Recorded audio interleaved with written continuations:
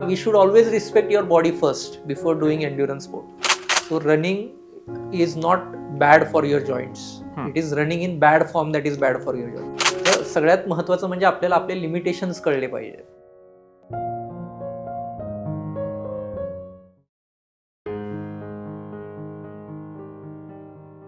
Motivation हे कुणाकडून पण मिळू शकतं. हे मग तुम्ही 10 वर्षाच्या मुलाकडून पण घेऊ शकता किंवा 70 वर्षाच्या वृद्धाकडून पण घेऊ शकता. रनिंग करताना it is always important to be mindful about what you are doing rather than being impulsive. की आता 1 जानेवारीपासून मला बाबा आता पळायला सुरुवात करायची आहे. सो ज्यावेळी तुम्ही सुरुवात करता ज्या गोष्टीची तुम्हाला सवय नाहीये तर रनिंग करताना सुरुवातीला रन वॉक स्ट्रॅटेजी फॉलो करायची. वयाच्या साधारण 40 आपण एक आकडा पकडलाय, तर ह्या टप्प्यानंतर असं हे रनिंग सुरू करणं सोपं असतं का?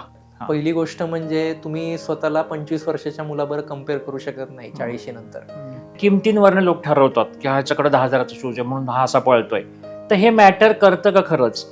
If you want to go beyond fitness into endurance sports, मग त्यावेळी तुम्हाला गॅजेट्स लागतात, तुम्हाला चांगले ॲपरल्स लागतात. की दुसऱ्या दिवशी फार अंग दुखतं, मग वाटतं कशाला परत जायचंय, आता बस झालं, तर ह्यासाठी काय डील करायचं? तुम्ही एकदम नवखे असाल रनिंगला तर आयडियली ग्राउंडवर पळलं पाहिजे, मड ट्रॅकवर किंवा सिंथेटिक ट्रॅकवर. सो तुमचा वीक असा प्लॅन करायचा की तुम्ही आठवड्यातनं 3 दिवस पळताय, 2 दिवस तुम्ही स्ट्रेंथ ट्रेनिंग एक्सरसाइजेस करताय, मग 2 दिवस तुम्ही आराम करू शकता. जर तुम्ही रनिंग केल्या किंवा रनिंग करताना जर तुम्ही इलेक्ट्रोलाइट्स रिप्लेनिश केले तुमचे, तर शक्यतो दिवस थकव्यात जात नाही. पण मग ते गृहीत धरून चाललं पाहिजे. कोणत्याही गोष्टीची शरीराला सवय व्हायला एक रूल आहे, 66 डे रूल आहे. 66 डेज तुम्ही if you stick to that plan it becomes a habit. आणि सुरुवातीला बऱ्याच लोकांचं असतं की कुठेतरी ग्रुप जॉईन करायचं, तर त्याच्यामध्ये असे ऑलरेडी ट्रेंड लोक असतात. मग त्यामध्ये आपण ह्या वयाच्या टप्प्यावर एकदम 40 नंतर मी गेलो आणि अशी 25-30 मुलं पळतायत, मग आपल्याला एक इन्फिरियर फिलिंग येतं. तर ते कसं हँडल करता येईल? हा रनिंग व्यतिरिक्त थोड्या सायकोलॉजीचा प्रश्न वाटतो. नॉट जस्ट रनिंग, तुम्ही फिटनेस रिलेटेड कोणतेही ग्रुप्स बघा, ओके, तर त्यांच्या इतकं सपोर्टिव्ह कोणीच नसतं. इनफॅक्ट मी स्वतःच्या वेळी पळतो, तर मला कुठं टॉक जायला जायचं असेल तर मला ज्या बेस्ट आयडियाज येतात त्या मला रनिंग करताना येतात. एक फिलिंग ऑफ अचिव्हमेंट नंतर एक एम्प्टीनेस येतो आपल्याला बऱ्याचदा, की आता काय राहिलंय माझं करायचं बाबा, हे इतकं सगळं 2-2, 3-3 अचीव्ह करून झालं. तसं एक तो एम्प्टीनेसचा फिलिंग येतो का? असं आपण करत राहतो का? ह्याच्याकडे एक वेगळ्या पद्धतीने पाहायची गरज आहे मग आपल्या? कोणताही इव्हेंट तुम्ही केला की मग त्यातून जो मिळणारा आनंद असतो त्या आनंदात तुम्ही दुसऱ्या इव्हेंटला कमिट करून टाकायचं स्वतःला. So you stay motivated, there is no emptiness. मग 2015 मध्ये मिलिंद सोमनची न्यूज आली पेपर्सला, त्यांनी त्यावेळी आयर्नमॅन केलं होतं. मग मी पण ठरवलं मी पण 5 वर्षात आयर्नमॅन करणार. तर कसं असतं की एका ठराविक वयानंतर थोडंसं माइंडफुल असणं खूप महत्वाचं, जसं मी म्हटलो तसं. आठवडाभर तर माणूस कामात असतो, आता रविवारची एक सकाळ घरासाठी मिळते, तर हे ह्यांच्या रनिंगच्या किंवा कुठल्या जिमच्या किंवा क्रिकेटच्या नादानी सकाळ अख्खी दुपारपर्यंत जातात बाहेर आणि मग फॅमिलीसाठी हा वेळच उरत नाही. सगळ्यात महत्वाचं म्हणजे जेव्हा तुमच्या वाईफला किंवा तुमच्या मुलांना तुम्ही रनिंगमध्ये किंवा फिटनेसमध्ये ओढून घेता, they start respecting your decisions. असं तुमचे गोल्स जर तुम्ही अपग्रेड करत राहिला तर यू ऑलवेज स्टे मोटिवेटेड.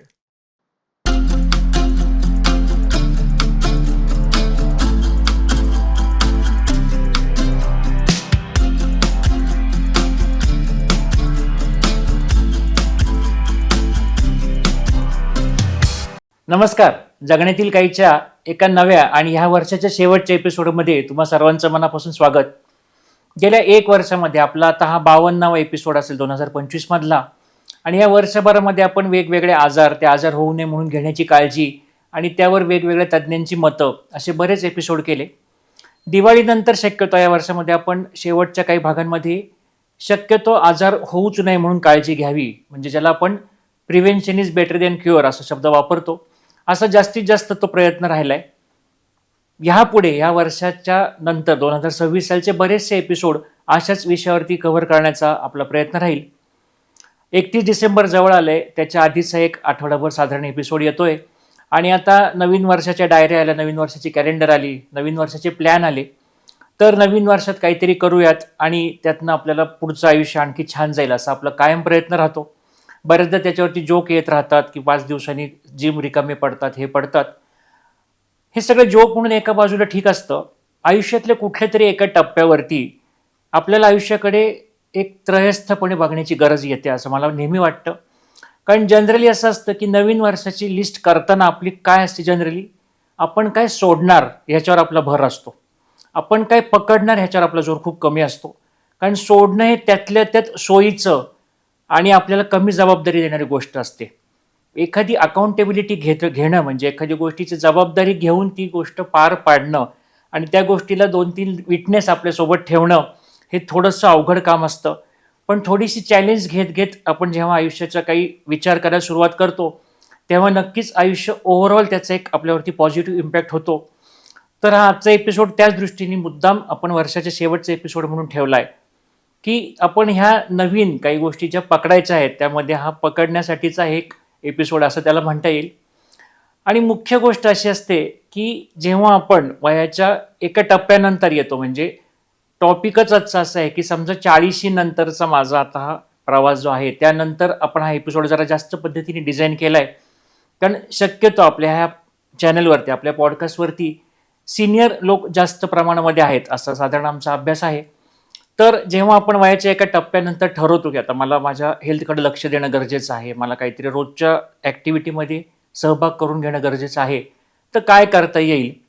तर बरेचसे प्रकार आहेत. तुम्ही काही गेम्स खेळू शकता, तुम्ही कुठल्या सायकलिंग करू शकता, रनिंग करू शकता, मॅरेथॉन आहे, जिम आहे, अशा बऱ्याच गोष्टी आहेत.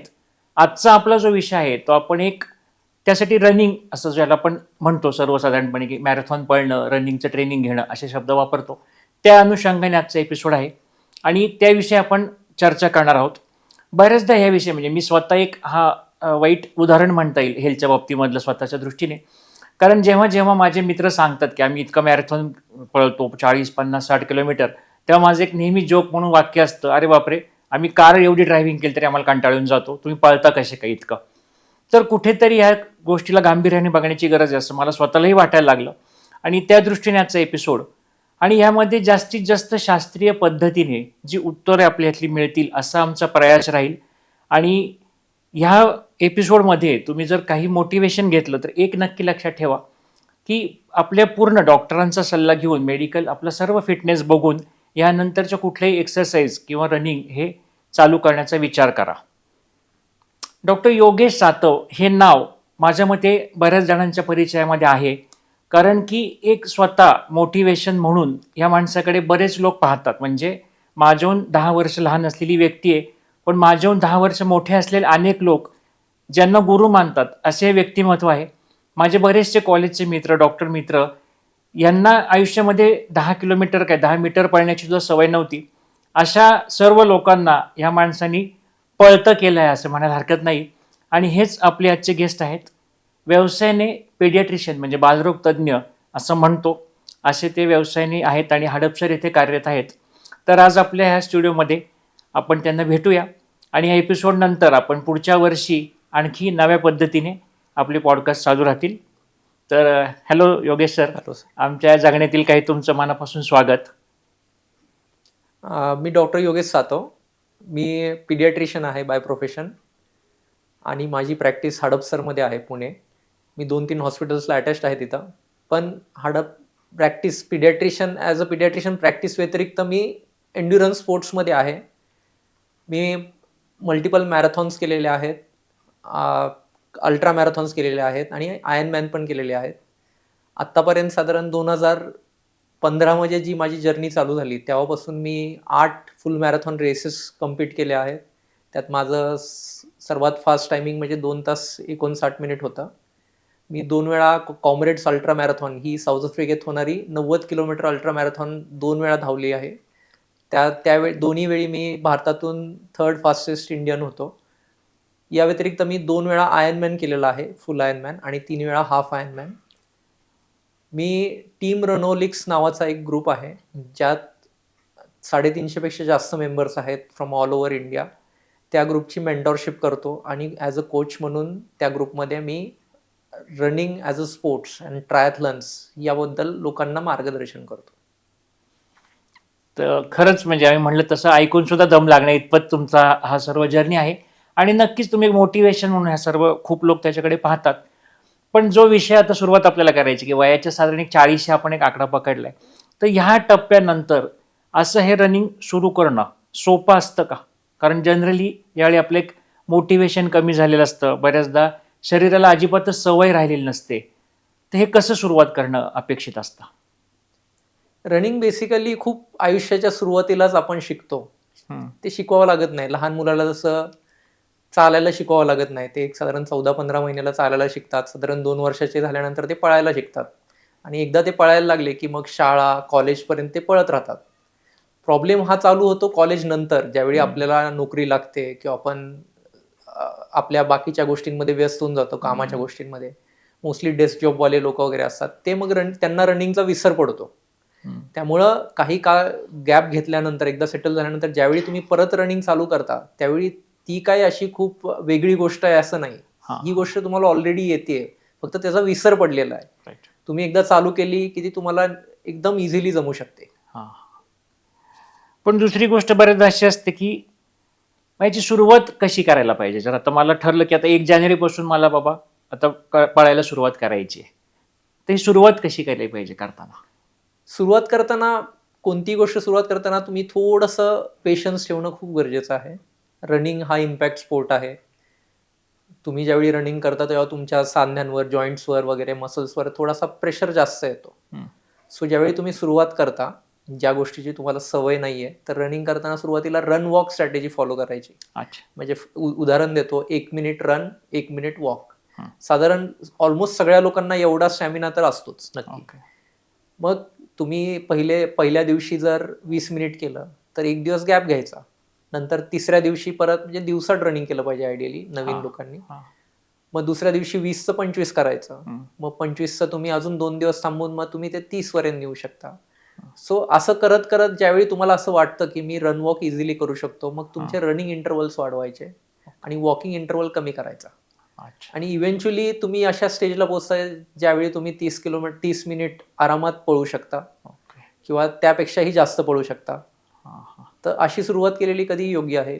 यात पण 2-3 गोष्टी महत्वाच्या आहेत. Since it is a impact sport, तुमच्या सांध्यांवर आणि तुमच्या मसल्सवर भरपूर प्रेशर येणार आहे. सर ते मसल्स आणि तुमचे जॉईंट्स जेवढे साऊंड असतील, म्हणजे जेवढे चांगले असतील, तेवढं रनिंगमध्ये तुम्हाला त्रास होत नाही. आणि मगाशी आपण बोलताना चर्चा करताना विषय चालला होता की रनिंग ॲज अ फिटनेस आणि रनिंग ॲज अ स्पोर्ट, हा काय कन्सेप्ट आहे? रेकमेंडेशन्स असे आहेत की any endurance activity up to 45 minutes is recommended. जर तुमचा गोल हा फक्त तुमचा फिटनेस मेंटेन करणं असेल, तर तुम्ही 45 मिनिट कोणतीही एरोबिक ऍक्टिव्हिटी, मग त्यात रनिंग आलं, सायकलिंग आलं, ही केली तर that is good enough for your health.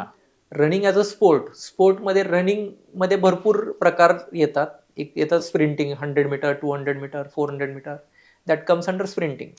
मग त्या व्यतिरिक्त बरेचसे लोक 40शीतले, त्यांना इव्हेंट्स करायचे असतात. 10 किलोमीटर इव्हेंट्स करायचे असतात, हाफ मॅरेथॉन्स आणि अल्ट्रा मॅरेथॉन्स.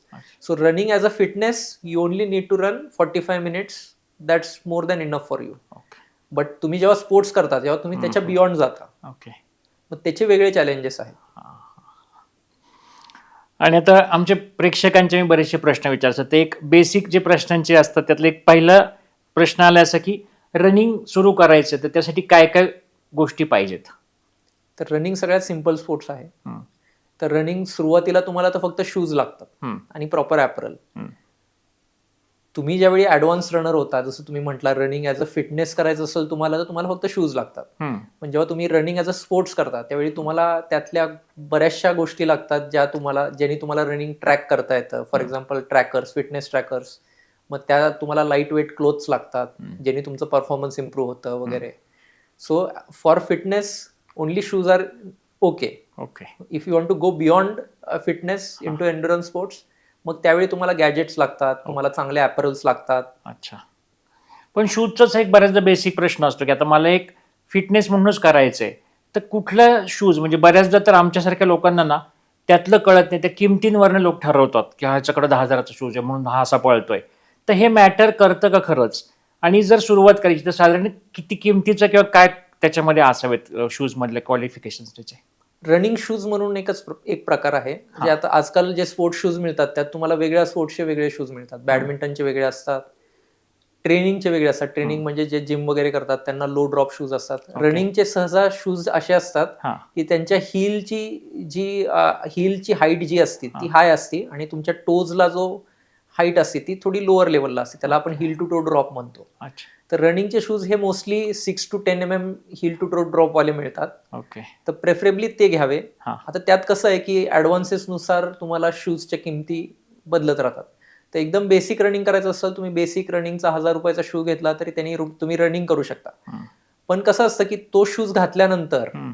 तुम्हाला डिस्कम्फर्ट होणार नाही. हा त्यात पडल्यानंतर तुमचे मसल्स टाईट होणार नाहीत याची काळजी घ्यायची. जर तसं काही झालं तर तुम्हाला तो शूज सूट होत नाहीये. अच्छा दुसरी गोष्ट असती, काही लोकांना फ्लॅट फूट असतो, हा तर त्यांना आर्च सपोर्टवाले शूज घ्यावे लागतात. हम्म. तर त्यांना मग वेगळ्या प्रकारचे शूज मिळतात. तुम्ही रनिंग शू मार्केटमध्ये गेला तुम्हाला सगळ्या प्रकारचे शूज मिळतात. हा हा आता किमती म्हटला तुम्ही तर टेक्नॉलॉजी बरोबर किमती वाढतात. तुम्ही जर महागडे शूज घेताल तर ते जास्त टिकणारे असतात कदाचित, किंवा त्यात न्यूमरस ॲडव्हान्सेस असतात, त्याची फोम जास्त रिस्पॉन्सिव्ह असते. ओके तर मग तुम्हाला जर रेस करायचा आहे, फास्ट पळायचं आहे, तर तुम्ही इलियट किपचोगे सारखे महागडे शूज घेऊन पळू शकता, ज्याने तुमचं अच्छा. परफॉर्मन्स इम्प्रूव्ह होतं. हम्म. तुम्हाला फक्त बेसिक फिटनेससाठी पाहिजे तर एकदम बेसिक 1000-1500चा शू घेऊन पण तुम्ही पळू शकता. अच्छा म्हणजे सुरुवात करणं महत्वाचं आहे. त्यासाठी हां, सुरुवात करणं तेवढं गॅजेट आल्यास मी सुरुवात करतो असं म्हणण्यात काय अर्थ नाहीये. दुसरा एक प्रश्न नेहमी असा असतो की आता पळायचं आहे ते कुठं पळायला पाहिजे, रोड, ट्रॅक, ग्राउंड असं काय असतं का खास? तुम्ही एकदम नवखे असाल रनिंगला हा तर आयडियली ग्राउंडवर पळलं पाहिजे, मड ट्रॅकवर किंवा सिंथेटिक ट्रॅकवर. अच्छा कारण तुम्हाला स्वतःला माहित नाहीये तुमचा रनिंग फॉर्म चांगला आहे की नाही. हा तुमचा रनिंग फॉर्म ज्यावेळी तुम्ही सॉर्ट आउट करता, तुम्ही काही दिवस पळता, हम्म. तुम्ही कोचेस किंवा कोण सिनियर रनर्स असतात हम्म. त्यांना दाखवून तुमचा रनिंग फॉर्म करेक्ट करून घेता. हम्म. एकदा तुमचा रनिंग फॉर्म करेक्ट झाला की तुम्ही हार्ड सर्फेसेसवर पण रनिंग करू शकता. ओके पण जोपर्यंत तुम्ही नवखे आहात, तुम्हाला माहित नाहीये तुमच्या रनिंग फॉर्म बद्दल, हा हा तोपर्यंत जेवढं मड सर्फेसेसवर किंवा सिंथेटिक ट्रॅक्सवर पळताल तेवढं चांगलं. अच्छा आणि साधारण मी असं स्केड्यूल कसं असलं पाहिजे, आठवड्यातले किती दिवस, रेस्ट किती, काय असं गणित काय असतं? बिगिनर्ससाठी आठवड्यातनं 3 दिवस running should be the ideal way to go. Okay आता कसं असतं की मी जसं म्हटलो की जॉईंट्सवर वगैरे प्रेशर येतो हा हा किंवा मसल्सवर प्रेशर येतो, तर त्यासाठी वेगळे व्यायाम केले पाहिजेत. अच्छा तुमचा कोर स्ट्रॉंग पाहिजे तर बेसिक एक्सरसाइजेस आहेत काही. फॉर एक्झाम्पल लंजेस आहेत किंवा सिंगल लेग डेडलिफ्ट्स आहेत, ओके लॅटरल लेग रेसेस आहेत, ज्यांनी तुमचे रनिंगचे मसल्स, जे सगळ्यात महत्त्वाचे मसल म्हणजे ग्लूट्स रनिंगचे, हम्म. तर ते तुम्ही स्ट्रेंथन करता. ओके आणि second most important muscle for running is your core. हम्म. ॲब्स नाही, कोर. तर त्यासाठी प्लॅंक किंवा प्लॅंक व्हेरिएशन्स तुम्ही करू शकता. अच्छा सो तुमचा वीक असा प्लॅन करायचा की तुम्ही आठवड्यातनं 3 दिवस पळताय, 2 दिवस तुम्ही स्ट्रेंथ ट्रेनिंग एक्सरसाइजेस करताय, अच्छा मग 2 दिवस तुम्ही आराम करू शकता. हम्म. आणि हे जेवढे दिवस तुम्ही रनिंग किंवा स्ट्रेंथ ट्रेनिंग एक्सरसाइज करताय त्या दिवशी रोज तुम्ही एक 5 मिनिट जरी स्ट्रेचिंग केलं तर it is more than enough for your body. अच्छा आणि बऱ्याच ज्याचा जो न्यूट्रिशनचा पार्ट होतो त्याच्यामध्ये एक हायड्रेशन मेंटेन करणं म्हणतात, तर ते काय प्रकार असतो नक्की? आता रनिंग ज्यावेळी आपण करतो तेव्हा आपल्याला भरपूर घाम येतो. हा तर घाम म्हणजे प्लेन पाणी नसतं, तुमचं शरीर पाण्यासोबत सॉल्ट लूज करतं. हम्म. तर सॉल्ट ज्यावेळी तुमचं शरीर लूज करतं तर बॉडीमधला सॉल्ट बॅलन्स मेंटेन करण्यासाठी बॉडी काय करतं, मसल्समधनं सॉल्ट एक्स्ट्रॅक्ट करतं. हम्म. त्यामुळे बऱ्याच वेळा जास्त वेळ धावल्यानंतर किंवा जास्त व्यायाम केल्यानंतर आपल्याला मसलमध्ये ठसठस असल्यासारखं जाणवतं, मसल्स ठसठसतात किंवा टाईट होतात. हा सो ते होऊ नये यासाठी तुम्ही इलेक्ट्रोलाइट्स घेतले पाहिजेत, हायड्रेशन. आता प्रत्येकाचा स्वेट रेट वेगळा असतो, ऋतूनुसार बदलतो. तर आयडियली उन्हाळ्यामध्ये Indians they sweat at a rate of 1 litre per hour. म्हणजे हा इन जनरल रेट आहे. म्हणजे तुम्हाला जर आयडियाच नसेल तर मग एक रेंज पकडायची 700 ते 1200 ml. तर तेवढं तुम्ही इलेक्ट्रोलाइट्स घेतले पाहिजेत. अच्छा इलेक्ट्रोलाइट्स म्हणजे आयसोटोनिक ड्रिंक. सगळ्यात सिम्पल आयसोटोनिक ड्रिंक म्हणजे ORS, WHO ORS जे मिळतं, it is an isotonic drink. या व्यतिरिक्त भरपूर स्पोर्ट ड्रिंक्स मिळतात आयसोटोनिक, ते तुम्ही घेऊ शकता. So ideal is that. जर तुम्ही प्लेन पाणी पिताल तर बॉडी हायपोनॅट्रिमियामध्ये जाते, म्हणजे सोडियम लेवल्स ड्रॉप होतात. मग रनिंग केल्यानंतर तुमचं डोकं जड होणं किंवा मसल टाईट होणं किंवा थकल्यासारखं वाटणं हे होणं खूप साहजिक असतं जर तुम्ही इलेक्ट्रोलाइट्स नाही घेतले तर. अच्छा आणि एक दुसरी आता एक एक्सक्युजेस सोबत डील करताना असं एक जरा मजेशीर प्रश्न आहेत त्याच्यामध्ये बरेचसे, की मला रनिंग सुरू करायचं आहे पण, आणि त्या पणच्या अंडर असे क्वेश्चन आहेत की दुसऱ्या दिवशी फार अंग दुखतं, मग वाटतं कशाला परत जायचंय, आता बस झालं, तर ह्यासाठी काय डील करायचं? मग तेच मी तुम्हाला आता बोललो जसं न्यूट्रिशन हायड्रेशन. हा. जर तुम्ही रनिंग केल्या किंवा रनिंग करताना जर तुम्ही इलेक्ट्रोलाइट्स रिप्लेनिश केले तुमचे, ओके. तर शक्यतो दिवस थकव्यात जात नाही. बरं. तो पहिली गोष्ट आहे. हा. तर दुसऱ्या दिवशी तुम्ही जेव्हा उठता हा. त्यावेळी तुम्ही थकल्यासारखे उठत नाही. ओके. यात अजून एक गोष्ट असते रिकव्हरीसाठी प्रोटीन्स गरजेचे असतात. ओके. ज्यावेळी तुम्ही व्यायाम करता तेव्हा शरीराला जास्त प्रोटीन लागतात. हा. जर तुम्ही प्रोटीन इंटेक इम्प्रूव्ह केला तुमचा, साधारण for a normal person who is not exercising, protein requirement is 1 gram per KG body weight. म्हणजे 70 किलोच्या माणसाने 1 ग्रॅम प्रोटीन खाल्लं पाहिजे. जर तुम्ही रोज रनिंग करताय किंवा व्यायाम करताय तर ते 1.5 होतं, 1.5 ग्रॅम्स पर केजी बॉडी वेट. जर तुम्ही ते रिप्लेनिश केलं तर शक्यतो मसलमध्ये ठसठस वगैरे होत नाही. आता तुम्ही एकदमच नवीन रनर आहात तर you should take it for granted की काही दिवस शरीराला सवय होईपर्यंत तुम्हाला रनिंग केल्यानंतर थोडंसं मसल्समध्ये टाईटनेस जाणवणार आहे. ओके. पण मग ते गृहीत धरून चाललं पाहिजे. कोणत्याही गोष्टीची शरीराला सवय व्हायला एक रूल आहे, 66 डे रूल आहे. राईट. 66 डेज तुम्ही if you stick to that plan it becomes a habit. Okay. किंवा दुसऱ्या बऱ्याच जण म्हणजे तो प्रश्न असे थोडे फनी वाटले तरी ते थोडेसे लॉजिकल प्रश्न आहेत की माझ्या घराजवळ कुठे जवळपास ग्राउंडच नाहीये, तर आता मी सुरुवात कशी करू? आता हे बघा, तुम्ही जर खूपच बिगिनर असाल तर मग ग्राउंड शोधणं इज ऑलवेज बेटर. जर ग्राउंड नाही मिळालं तर एखादा कोच बघा रनिंगचा किंवा सिनियर रनर्स बघा, त्यांच्यासोबत पळा तुम्ही काही दिवस. मग ते पळता पळताच आपल्याला सांगतात की बाबा तू ओव्हर स्ट्राईड करतोयस, म्हणजे तुझा हिल आधी ड्रॉप होतोय आणि तुमच्या नीच्या पुढं तो ड्रॉप होतोय, त्याला हिल स्ट्राईक म्हणतो किंवा ओव्हर स्ट्रायडिंग म्हणतो आपण. तर त्या करेक्टेबल गोष्टी आहेत. बेसिक काही गोष्टी करून लीन फॉरवर्ड, प्रॉपर रनिंग पोश्चरमध्ये तुम्ही पळला तर मग इम्पॅक्ट इंजुरीज कमी होतात. मग त्यावेळी तुम्ही जरी टार रोडवर पळला किंवा कॉन्क्रीटवर पळला तरी तुम्हाला काही प्रॉब्लेम येत नाही. फक्त जर तुम्ही ॲब्सोल्यूट बिगिनर असाल आणि तुमच्याकडे तशी सुविधा नसेल तर तुम्ही एखादा एक्सपिरियन्स रनर बघा, त्याच्यासोबत काही दिवस पळा. ओके. मग त्याच्याकडून फॉर्म करेक्शन्स करून घेतल्यानंतर तुम्ही बिंदास्त रोडवर पळू शकता. बऱ्याचदा खरं असं होतं का की प्रॉपर टेक्निक माहीत नसल्यामुळे त्याचे जे साईड इफेक्ट किंवा त्याच्याने होणारे त्रास त्यामुळे बऱ्याचदा जास्त होतात का खरं तर? होऊ शकतात ना. आणि सुरुवातीला बऱ्याच लोकांचं असतं की कुठेतरी ग्रुप जॉईन करायचं, तर त्याच्यामध्ये असे ऑलरेडी ट्रेंड लोक असतात. मग त्यामध्ये आपण ह्या वयाच्या टप्प्यावर एकदम 40 नंतर मी गेलो आणि अशी 25-30 मुलं पाळतायत, मग आपल्याला एक इन्फिरियर फिलिंग येतं. तर ते कसं हँडल करता येईल? आता मी भरपूर ग्रुप्सचा पार्ट आहे, नॉट जस्ट रनिंग. तुम्ही फिटनेस रिलेटेड कोणतेही ग्रुप्स बघा, ओके, तर त्यांच्या इतकं सपोर्टिव्ह कोणीच नसतं. अच्छा. म्हणजे तुम्ही एकदम नवीन आहात, तुम्ही काहीच पळत नसताल किंवा तुम्ही अल्ट्रा मॅरेथॉन्स करणारे आहेत, त्या दोन्हीमध्ये तुम्ही डिफरन्शिएट करूच शकत नाही. म्हणजे दोघांमध्ये इतकी चांगली कमराडरी असते रनिंग कम्युनिटीमध्ये की हा प्रश्न कधीच येत नाही की बाबा मी एवढंच पळतो तर हे मला चिडवतील. तर हा प्रश्न कधीच येत नाही. इनफॅक्ट जर तुम्ही असाल, बिगिनर असाल, तर ते तुम्हाला नेहमीच मदत करतात.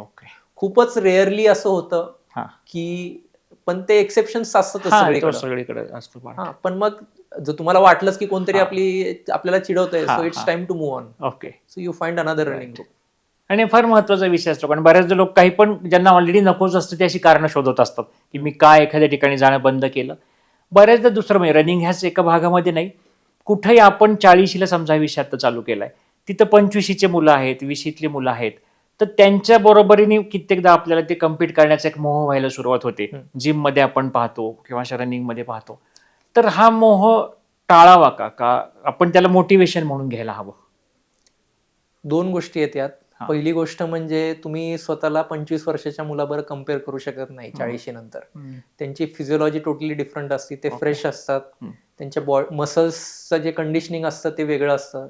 कोणतीही एक्सरसाइज केल्यानंतर त्यांच्यात रिकव्हरी जी असते, रिकव्हरी पिरियड जो असतो तो एकदम कमी असतो. टेस्टोस्टेरॉन लेवल्स हाय असतात त्यामुळे त्यांच्यात मसल ग्रोथ पण फास्ट होती. तुम्हाला माहितीच आहे 35 नंतर आपले टेस्टोस्टेरॉन लेवल्स ड्रॉप व्हायला लागतात आणि मग यात जर तुम्ही काहीच व्यायाम नाही केला तर ते खूप ड्रास्टिकली ड्रॉप होतात. तर सगळ्यात महत्वाचं म्हणजे आपल्याला आपले लिमिटेशन्स कळले पाहिजेत. सो तुम्ही त्यांचं शेड्यूल आणि आपलं शेड्यूल हे कधीच तुम्ही कम्पेअर करू शकत नाही. दुसरी गोष्ट, मोटिवेशन हे कुणाकडून पण मिळू शकतं. हे मग तुम्ही 10 वर्षाच्या मुलाकडून पण घेऊ शकता किंवा 70 वर्षाच्या वृद्धाकडून पण घेऊ शकता. सो तुम्हाला एखाद्या गोष्टीतनं कोणत्या गोष्टी उचलायच्यात आणि कोणत्या इग्नोर करायच्यात हे तुम्हाला कळलं, and if you start looking at the bigger picture, then you are good enough. आणि आता आपण ही कारणं पाहिली, पण खरंच जेव्हा आपण चालू करतो रनिंग, हे आपलं एक पार्ट ऑफ लाईफ बनून जातो, तेव्हा एक ओव्हरऑल आपल्या पर्सनॅलिटीमध्ये किंवा वजनामध्ये किंवा एक दिवसभराच्याच मोटिवेशनमध्ये कसा फरक पडतो? रनिंगमध्ये एक टर्म आहे, रनर्स हाय म्हणतात त्याला. ओके. रनिंग केल्यानंतर तुमच्या बॉडीमध्ये एंडॉर्फिन्स रिलीज होतात. एंडॉर्फिन्स आर फील गुड हार्मोन्स. आणि तुम्ही जेव्हा रनिंग करता, मॉडरेट डिस्टन्सेस वगैरे रनिंग करता, तेव्हा तुम्हाला एकदम भारी वाटतं. That is all because of endorphins. Okay. So त्यामुळं तुमचा दिवस चांगला जातो. आता मी तुम्हाला सुरुवातीला सांगितलं की तुम्ही जर हायपोनॅट्रेमिया अवॉइड केला, तुमचं प्रोटीन इंटेक चांगलं असेल आणि तुम्ही मॉडरेट डिस्टन्सेस रनिंग करता, so this nutritional things coupled with endorphin high, यांनी तुम्हाला तुमचा दिवस एकदमच सुंदर जातो. ओके. सो मेंटल आस्पेक्टचा तोच आहे त्याचा. अच्छा. किंवा माझे काही काही मित्र मला सांगतात नेहमी आठवतं की सुरुवातीचे काही किलोमीटर्स पाळल्यानंतर जनरली मॅरेथॉनला एक मेडिटेटिव्ह टाईप फिलिंग येतं मेंटली, असं काही होतं का? हा, असं होतं ना. अच्छा. मग इनफॅक्ट मी स्वतःच्या वेळी पळतो, तर मला कुठं टॉक द्यायला जायचं असेल हम्म. तर मला ज्या बेस्ट आयडियाज येतात त्या मला रनिंग करताना येतात. अच्छा. दुसरी गोष्ट, मला जर कुठं स्ट्रेस झाला, हम्म. माझं 2022 मध्ये आयर्नमॅन साऊथ आफ्रिकेला जाताना माझं तिकीट ज्या दिवशी होतं त्या दिवशी माझा विजा आला नव्हता, तो दुसऱ्या दिवशी आला. हा. तर मी खूप स्ट्रेसमध्ये होतो, हा. तर मी पळायला गेलो. ते it was a stress buster for me. हम्म. सर तुम्हाला जसं मी सांगितलं, एंडॉर्फिन्स रिलीज होतात, ओके. तुमचे स्ट्रेस हार्मोन्स कमी होतात रनिंगनी. सो या सगळ्या गोष्टींसाठी ते महत्वाचं आहे. अच्छा. आणि आपण हायड्रेशन विषयी बोललो, न्यूट्रिशन हा शब्द 2-3दा आला, तर ते कसं मेंटेन करायला पाहिजेत? न्यूट्रिशन, बेसिक न्यूट्रिशन कसं असतं की मी तुम्हाला आता न्यूट्रिशन बद्दल इन डेप्थ सांगत नाही. तुमचं वजन कधी वाढतं? ज्यावेळी तुमच्या बॉडीचा जो कोटा असतो त्यापेक्षा जास्त तुम्ही जेव्हा खाता त्यावेळी तुमचं वजन वाढतं. त्याच्यापेक्षा कमी जेव्हा खाता तुम्ही त्यावेळी तुमचं वजन कमी होतं. तर आयडियली जर if your calorie Kota for the day 1600 calories, you should stay at 1600 calories. Okay. That is the first thing. अच्छा. दुसरी गोष्ट की 50-30-20 रूल आहे कॅलरीजचा. तर तुमच्या शरीरातून तुमच्या बॉडीला ज्या कॅलरीज मिळतात त्यातल्या 50% calories should be derived from carbohydrates, 30% from fats and 20% from proteins. Okay. ठीक आहे, हा दुसरा रूल आहे. तिसरा रूल आहे की तुमच्या बॉडी वेटच्या 1.5 टाइम्स तुम्ही प्रोटीन घेतलं पाहिजे. मग तुम्ही दिवसातून 5 अंडी खाऊन ते घेऊ शकता, किंवा मग प्रोटीन सप्लिमेंट्स मिळतात, व्हे प्रोटीन सप्लिमेंट्स किंवा प्लांट प्रोटीन सप्लिमेंट्स, त्यांनी घेऊ शकता. ओके. तर या सगळ्या गोष्टी जर बरोबर चालल्या असतील तर शक्यतो स्पोर्ट्समध्ये कोणताच प्रॉब्लेम येत नाही. ओके. आणि ह्याच अनुषंगाने मला दुसरा एक प्रश्न आठवला की बऱ्याच जणांचा असा एक समज येतो, खरा का खोटाच तेच विचारायचं, की रनिंग जास्त केल्याने गुडघे खराब होतात किंवा मसल लॉस होतो. सो पहिला प्रश्न, गुडघे खराब होतात, हे दिस इज अ मिथ. ओके. भरपूर रिसर्च झालेला आहे, गुडघे खराब होत नाहीत. इनफॅक्ट असा रिसर्च झालेला आहे की running being an impact sport, तुम्ही कोणत्याही गोष्टीला स्ट्रेस केलं तरच त्यातनं सगळ्यात चांगल्या गोष्टी तयार होतात. बॉडीचं पण तसंच आहे. तुमच्या ज्यावेळी जॉईंट्सवर स्ट्रेस येतो, तुमच्या बोन्सवर स्ट्रेस होतो, तर न्यू बोन फॉर्मेशन हे फास्ट होतं. रनिंगनी ऑस्टिओपोरोसिसचे चान्सेस, ऑस्टिओआर्थरायटिसचे चान्सेस कमी होतात. हा स्टडी झालेला आहे आणि there are multiple things proving that. Okay. In fact मुलांमध्ये, लहान मुलांमध्ये जेव्हा ते इम्पॅक्ट स्पोर्ट्स लवकर घेतात, एस्पेशली फिमेल्समध्ये at the age of 10 to 15, तर त्यावेळी त्यांचा जो प्रायमरी बोन फॉर्मेशन असतो तो खूप चांगल्या पद्धतीने होतो. अच्छा. So running is not bad for your joints, it is running in bad form that is bad for your joints. Okay. जसं मी तुम्हाला इनिशियली सांगितलं की तुम्ही एक्सपिरियन्स रनर किंवा कोचकडनं तुमचा रनिंग फॉर्म सॉर्ट आउट करून घ्या आधी. तो घेतल्यानंतर तुमच्या जॉईंट्सला आणि बोन्सला काहीच प्रॉब्लेम येणार नाही. दुसरी गोष्ट असती मसल्स. रनिंग हा इम्पॅक्ट स्पोर्ट आहे, running is an aerobic exercise. Muscle loss होणं हे नॉर्मल असतं रनिंगमध्ये. जर तुम्ही फक्त रनिंग करताय तर मसल लॉस हा होणारच आहे. पण जर तुम्ही रनिंगला सप्लिमेंट करताय स्ट्रेंथ ट्रेनिंगनी, जसं मी म्हटलो 3 दिवस रनिंग 2 दिवस स्ट्रेंथ ट्रेनिंग, तर शक्यतो मसल लॉस होत नाही. यासोबत जर तुम्ही तुमचं 1.5 times protein intake, body weight protein intake जर तुम्ही मेंटेन केला तर मसल लॉस शक्यतो होत नाही. अच्छा. सो रनिंग करताना it is always important to be mindful about what you are doing rather than being what we can say impulsive. हां हां हां. आता एक पुढचा पार्ट आहे की आता तुमचं मगाशीच मी हा सगळा प्रवास ऐकला की इतक्या आयर्नमॅनचे मिळाले अवॉर्ड्स हे ते सगळं, हे सगळं मिळवत असताना म्हणजे 2 प्रश्न मला नेहमी पडत राहतात की एक फिलिंग ऑफ अचिव्हमेंट नंतर एक एम्प्टीनेस येतो आपल्याला बऱ्याचदा, की आता काय राहिलंय माझं करायचं बाबा, हे इतकं सगळं 2-2, 3-3दा अचीव्ह करून झालं, तसं एक तो एम्प्टीनेसचा फिलिंग येतो का, असं आपण करत राहतो का, ह्याच्याकडे एक वेगळ्या पद्धतीने पाहायची गरज आहे मग आपल्या? एम्प्टीनेसचा फिलिंग हा नॉर्मल असतो. Okay. एम्प्टीनेस पण असतो आणि मोटिवेशन पण असतं. हा. 2 गोष्टी असतात तुम्ही हम्म. कोणतीही अचिव्हमेंट केल्यानंतर. हा. सगळ्यात सोपं उदाहरण द्यायचं म्हटलं की एखादी स्पर्धा परीक्षा शाळकरी मुलांनी तर त्यात त्याला चांगले मार्क मिळाले की लगेच त्याला दुसरी स्पर्धा परीक्षा द्यायची असते. So that is motivation. आणि जर त्यांनी जर दुसरी स्पर्धा परीक्षा नाही दिली तर त्याला एम्प्टीनेस येतो. सो रनिंग बद्दल किंवा एन्ड्युरन्स स्पोर्ट्स बद्दल पण असं आहे. कोणताही इव्हेंट तुम्ही केला की मग त्यातून जो मिळणारा आनंद असतो त्या आनंदात तुम्ही दुसऱ्या इव्हेंटला कमिट करून टाकायचं स्वतःला. So you stay motivated, there is no emptiness. आणि असे भरपूर इव्हेंट्स आहेत, नॉट जस्ट इव्हेंट्स, तुम्ही पर्सनल टार्गेट्स पण ठेवू शकता.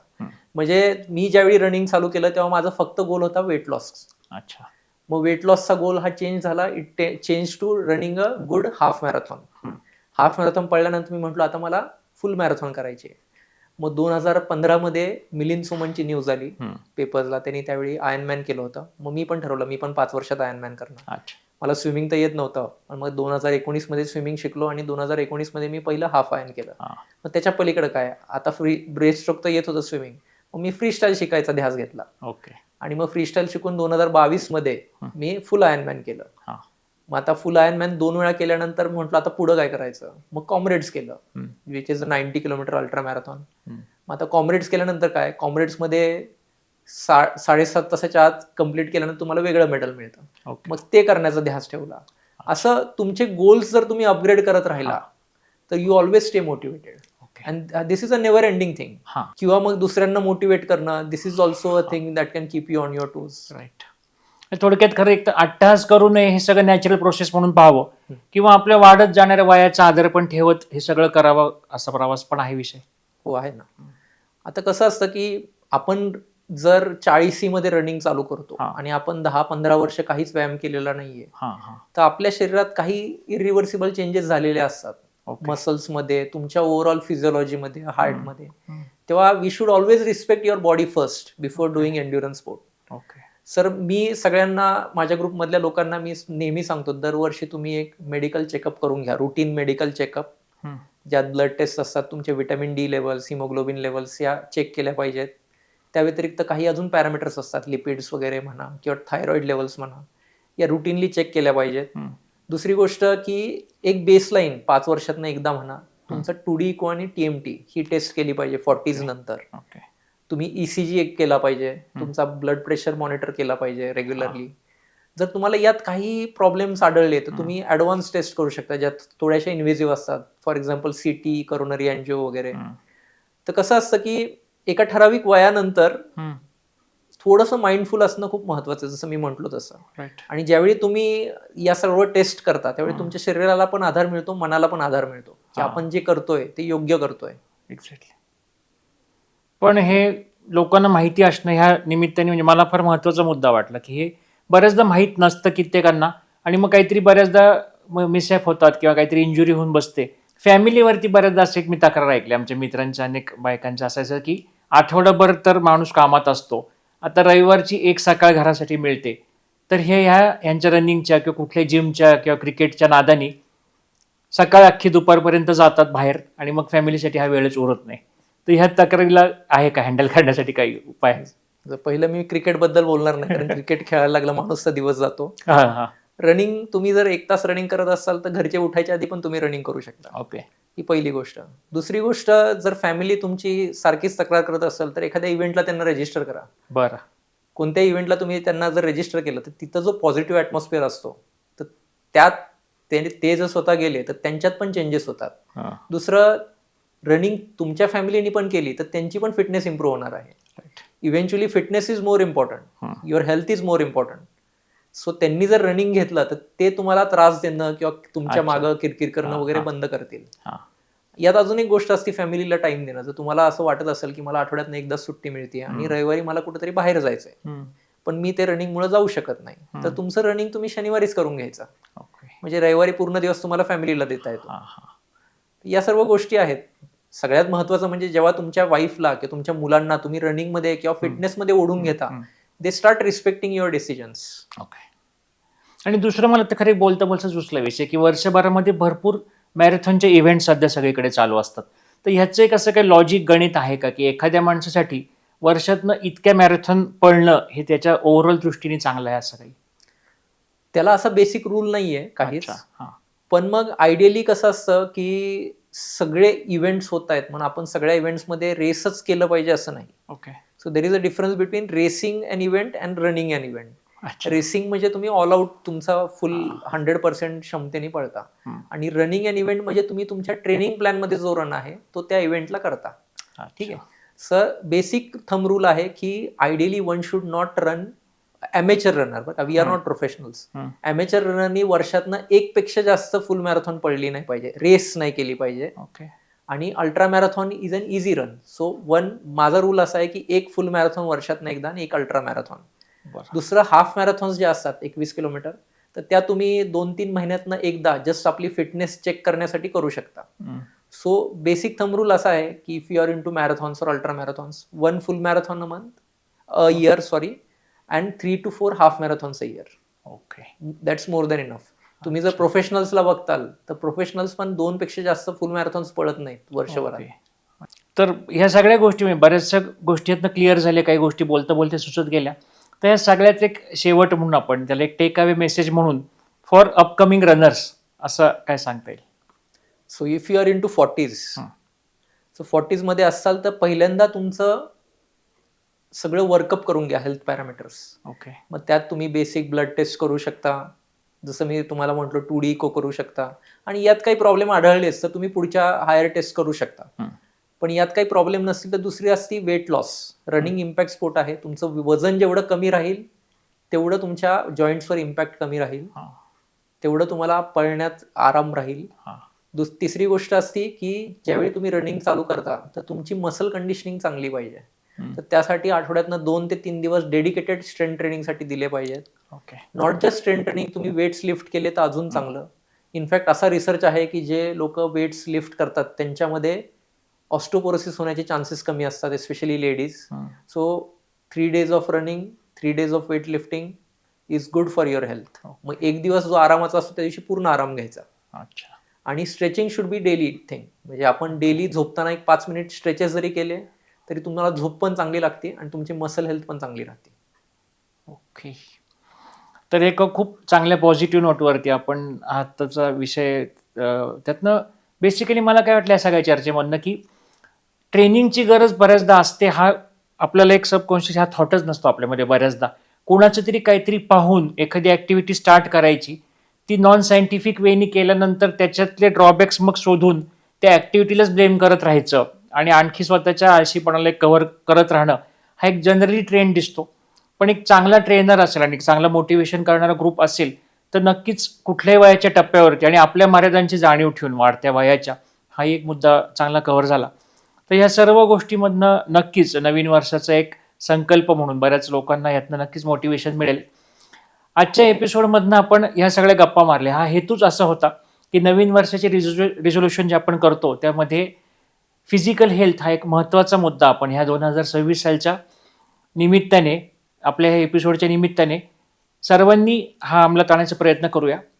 वयानुसार असेल, तब्येतीच्या काही वेगवेगळ्या आजारांमुळे असेल, वयाच्या एखाद्या टप्प्यावर तेवढ्या ॲग्रेसिव्हली एखादी गोष्ट करणं शक्य नसेल तर जे काही आपल्याला जमेल, जे आपल्या शरीर साथ देत आहे अशी कोणतीही ॲक्टिव्हिटी असेल, मग तुम्ही वॉकिंग चालू करा किंवा तुमच्या डॉक्टरांच्या सल्ल्याने जे काही एक्सरसाइज ते तुम्हाला ॲडवाईस करतील असे आपण सर्वांनीच हा निर्णय घेऊन आजच्या निमित्ताने चालू करूया. आणि आजच्या एपिसोडनंतर तुम्हाला या संदर्भात काही प्रश्न असतील तर आपल्या कमेंट सेक्शनमध्ये पाठवा. आपण पुन्हा डॉक्टर योगेश सर त्यांच्याशी बोलून या विषयावरती नक्कीच तुमच्या प्रश्नांची उत्तर देण्याचा प्रयत्न करूया. हे पूर्ण वर्ष आपल्या ह्या सर्व पॉडकास्टमध्ये 50-51 मागचे जे काही एपिसोड झाले त्या सर्व एपिसोडला तुम्ही खूप छान प्रतिसाद दिला. आम्ही जेव्हा 3 जानेवारीला पहिला एपिसोड ह्या वर्षातला रिलीज केला होता तेव्हा तिथपासून हा सर्व प्रवास चालू झाला आहे. यामध्ये आम्ही आमच्या बऱ्याचशा चुकांमधनं शिकत गेलो. काही प्रयोग फसले, काही प्रयोग आम्हाला वाटले नव्हतं त्यापेक्षा जास्त तुमचा प्रतिसाद मिळाला. पण या सर्वातनं एक गोष्ट कळाली की हेल्थ रिलेटेड गोष्टी जेव्हा असतात तेव्हा त्या जास्तीत जास्त सोप्या पद्धतीने आणि सायंटिफिक पद्धतीने जेव्हा आपण सांगण्याचा प्रयत्न करतो तेव्हा बऱ्याच लोकांना त्या ऐकायला पाहायला आवडतात. त्यामुळे आमचा हा तसाच प्रयत्न जास्तीत जास्त राहिलेला आहे कायम.